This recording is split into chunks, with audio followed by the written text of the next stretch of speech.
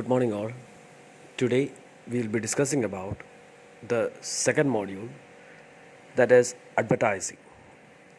So, in the previous classes, we learned about what is marketing communication and what are the things included in a marketing communication, what are the mixes of a marketing communication, and in that we had a glance about what advertising is.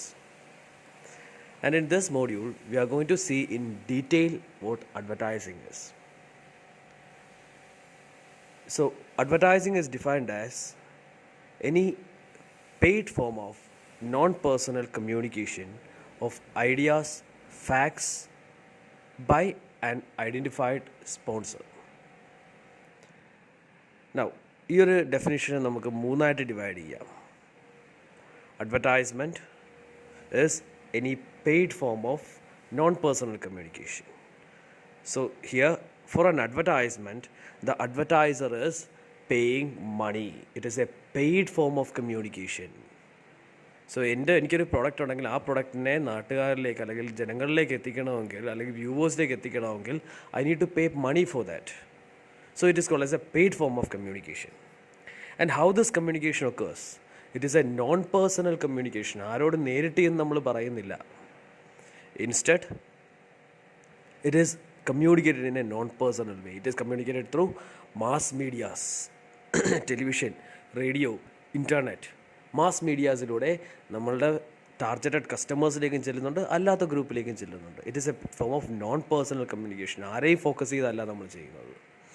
Of what? Of the matters which is include the specification of a product, the features of a product, the style of a product, the uses of a product, the price of a product. ഒരു പ്രൊഡക്റ്റിനെ concern ചെയ്യുന്ന എല്ലാ കാര്യങ്ങളും, സർവീസിനെ concern ചെയ്യുന്ന എല്ലാ കാര്യങ്ങളും non പേഴ്സണലായിട്ട് paid ഫോമിലൂടെ communicate ചെയ്യുന്നു. ആര് ചെയ്യുന്നു? By an identified sponsor is the company. So the company is communicating these things to the public by paying money to the advertising companies.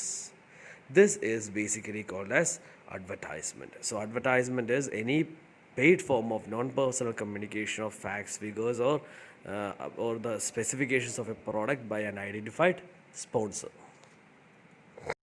And the next thing which we are going to see is what are the objectives of advertising. ഒരു company advertisement ചെയ്യുന്നതിൻ്റെ പിന്നിലെ ഉദ്ദേശങ്ങൾ എന്തൊക്കെയാണ്? Mainly there are three objectives behind advertising. The first thing is informative advertising, second is persuasive advertising, and third is reminder advertising. Let's see one by one. The first is informative advertising.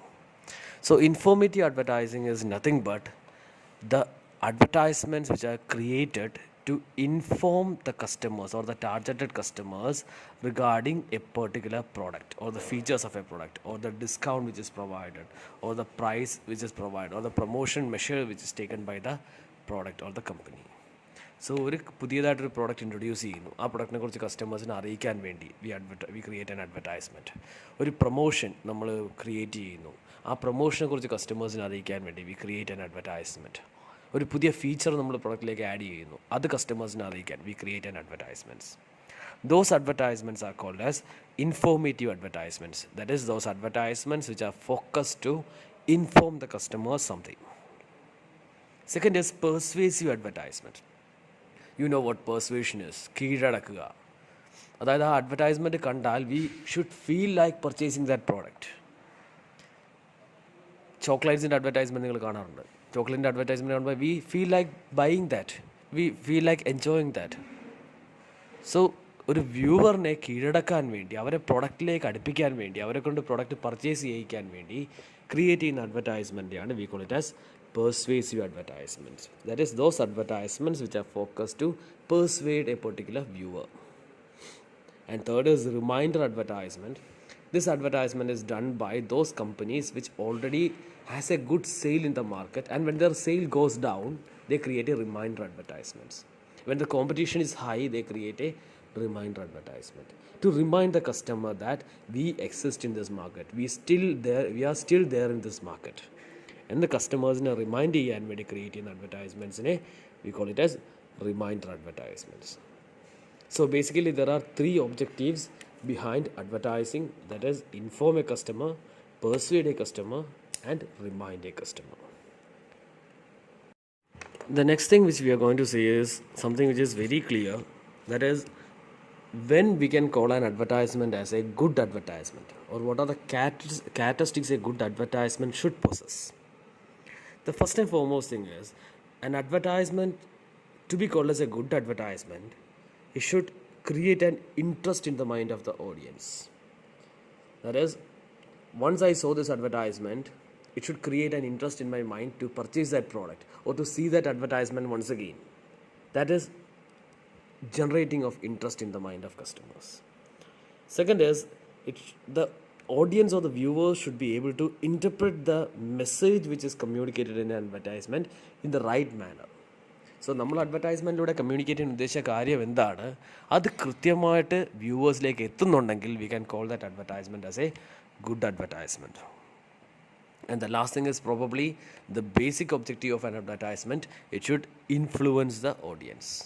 If an advertisement has the power to influence the audience, then also we can call that advertisement as a good advertisement. So these are the characteristics an advertisement should possess to call it as a good advertisement. Thank you.